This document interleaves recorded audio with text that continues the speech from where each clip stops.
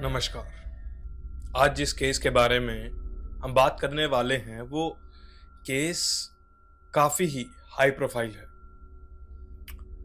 इस केस में काफ़ी ही बड़े बड़े लोग इन्वॉल्व हैं और इन्वॉल्व नहीं भी। अब मैं ऐसा क्यों कह रहा हूँ, ये चीज़ आप लोगों को धीरे धीरे समझ आ ही जाएगी। 16 अक्टूबर 2025 35 साल के अकील अख्तर को पंचकुला के सिविल हॉस्पिटल में लेकर जाया जाता है जब वो अपने घर में अनकॉन्शियस हालत में पाया जाता है। परिवार का कहना था कि ड्रग अब्यूज की वजह से उसकी ऐसी हालत हुई थी। सिविल हॉस्पिटल में जब डॉक्टर उसे एग्जामिन करते हैं तो वो लोग उसे फौरन ही डेड डिक्लेयर कर देते हैं। ये चीज़ परिवार के लोगों को अंदर से हिला देती है और परिवार के ही एक करीबी दोस्त को अकील की कुछ महीने पुरानी एक वीडियो दिखाई देती है कि इसका कुछ इंतजाम करो, इसको टेक केयर ऑफ हिम। मतलब जो जो आइडियाज ये आई कैन नॉट इवन से, ये कहते हैं कि इनका बेसिकली प्लान है either to have me falsely imprisoned और टू हैव मी किल्ड।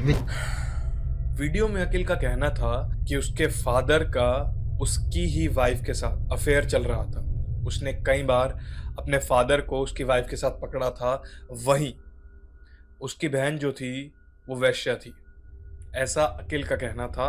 और वो अपनी माँ के साथ मिलकर उसे मारने के तरीके ढूंढा करते थे। इस वीडियो के बाहर आने के बाद पुलिस ने भी अपनी इन्वेस्टिगेशन चालू कर दी। लेकिन सवाल ये आता है कि इस केस की, या फिर मैं यूं कहूं कि इस कहानी की जो शुरुआत है वो हुई कहां से। इस चीज को जानने के लिए हमें अकील अख्तर की हिस्ट्री जाननी होगी और साथ में उसकी फैमिली की भी हिस्ट्री जाननी होगी कि आखिर क्या जो अकील ने अपनी वीडियो में बताया वैसे ही उसकी फैमिली थी, या फिर जो हमें दिखाया जा रहा था वो एक अधूरा हिस्सा था इस केस का, या फिर हम वो अधूरा हिस्सा ही देख पा रहे थे। ये चीज जानने के लिए हमें इस केस की टाइमलाइन में थोड़ा पीछे जाना होगा। अकील अख्तर, इनका जन्म 1990 में मलोर कोटला में हुआ था, जहां अकील के जो फादर हैं यानी मोहम्मद मुस्तफ़ा, हम पब्लिक लाइफ में बहुत सारी चीजें हमें छिपानी पड़ती हैं। वो पंजाब पुलिस के रिटायर्ड डीजीपी हैं और उन्होंने 2021 में पंजाब पुलिस से रिटायरमेंट ले ली थी और अब वो कांग्रेस पार्टी के मेंबर हैं। वहीं अकील की माँ रज़िया सुल्ताना पंजाब की एमएलए रह चुकी हैं, वो भी 3 बार।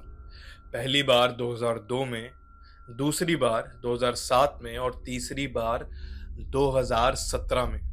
रज़िया सुल्ताना ने साल 2000 से अपनी करियर की शुरुआत करी थी और वो पंजाब की ट्रांसपोर्ट मिनिस्टर भी रह चुकी हैं साल 2017 से साल 2021 तक। वहीं अकील की जो वाइफ है यानी ज़ैनब अख्तर, वो भी एक हाई प्रोफाइल फैमिली से बिलोंग करती हैं और साथ में वो खुद एक पॉलिटिकल पार्टी की मेंबर हैं। अब सवाल ये आता है कि इतनी स्ट्रॉन्ग फैमिली बैकग्राउंड और इतने हाई प्रोफाइल लोगों का सच था तो था क्या? आखिर जैसा वो दिखाते थे क्या वो लोग वैसे ही थे, या फिर अकील ने उनके बारे में जो वीडियो में कहा था वो सच था? जी सर, ये मामला जो है किस तरह का मामला है, क्या है? भाई मैं सब चैनल्स को बता चुका हूँ, बार बार मेरा गला भी बैठने को है। ये सियासत हो रही, मेरे बच्चे की मौत पे सियासत हो रही। मोहम्मद मुस्तफ़ा का जो ये वीडियो है, इसकी अगर हम तह तक जाएं तो हमें एक चीज़ पता लगती है कि मोहम्मद मुस्तफ़ा जब पुलिस में थे तो वो खुद एक स्पेशल टास्क फोर्स हेड किया करते थे पंजाब में ड्रग के खिलाफ। लेकिन उन्हें खुद नहीं पता था कि जिस ड्रग के खिलाफ वो बाहर लड़ रहे थे वो ड्रग उनके घर में कब का एंट्री ले चुका था। अकील, जिसने वेलम बॉयज ऑफ देहरादून से अपनी स्कूलिंग की और लॉ पंजाब यूनिवर्सिटी से, वो खुद 2005 में ड्रग की चपेट में आ गया। पंजाब में जितनी आसानी से ड्रग्स मिल जाते हैं, मैं यूं कहूं कि इतनी आसानी से तो पंजाब में आपको किसी का एड्रेस भी नहीं मिलेगा। और यही हुआ अकिल के साथ। दूसरे यूथ के साथ साथ अकिल को भी ड्रग्स की लत लग गई। उसे इस चीज के चलते कई बार स्कूल से और फिर कॉलेज से भी निकाला गया, लेकिन अकिल ने जैसे तैसे इन ड्रग्स से लड़कर उन्हें छोड़ा और फिर अपने लॉ की डिग्री कंप्लीट की। लेकिन ड्रग्स का आफ्टर इफेक्ट इतना ज्यादा स्ट्रांग होता है कि उसे छोड़ने के लिए आपको एक अलग तरीके की विल पावर की जरूरत होती है। आज 27 अगस्त 2025 है एंड रिकॉर्ड कर रहा हूँ ताकि कोई डॉक्यूमेंट हो जाए मेरे पास पहले से ही, जिसमें मतलब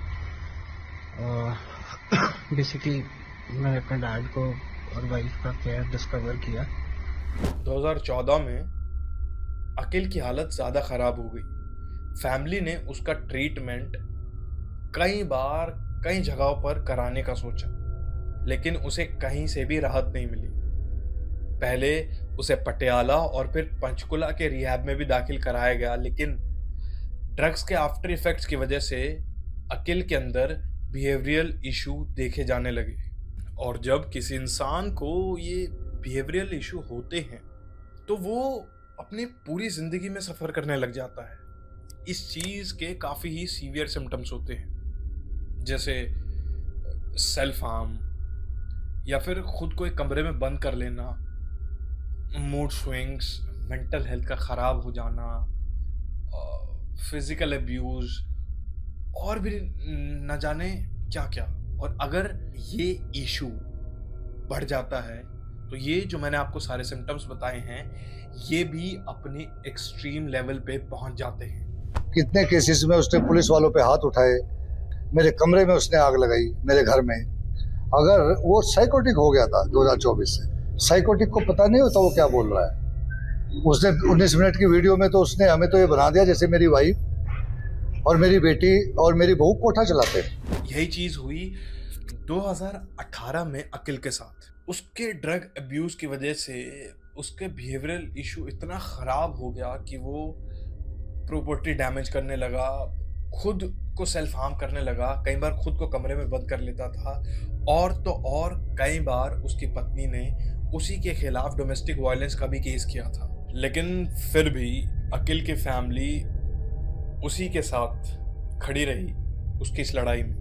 जो लोग ड्रग्स यूज करते हैं उसका एक और आफ्टर इफेक्ट होता है, हेलुसिनेशन, जिसकी वजह से अकिल ने अपने परिवार का एक ऐसा पर्सपेक्टिव बना लिया जो शायद ही कोई समझ सके। अकिल ने जो सब अपनी उस वीडियो में कहा था वो सब हेलुसिनेशंस की वजह से था, बट ये चीज उसकी फैमिली का कहना था। लेकिन ऐसा फील हो रहा है, दरवाज़ा खोला मैंने,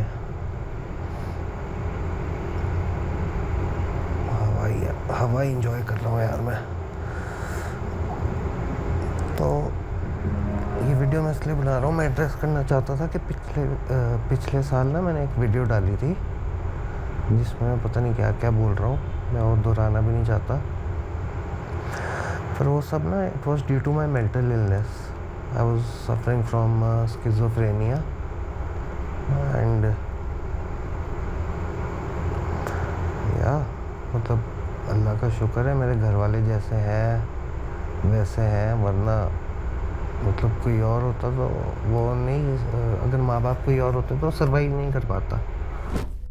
लेकिन जब ये दूसरी वीडियो सामने आई तो इससे एक चीज तो क्लियर हो गई कि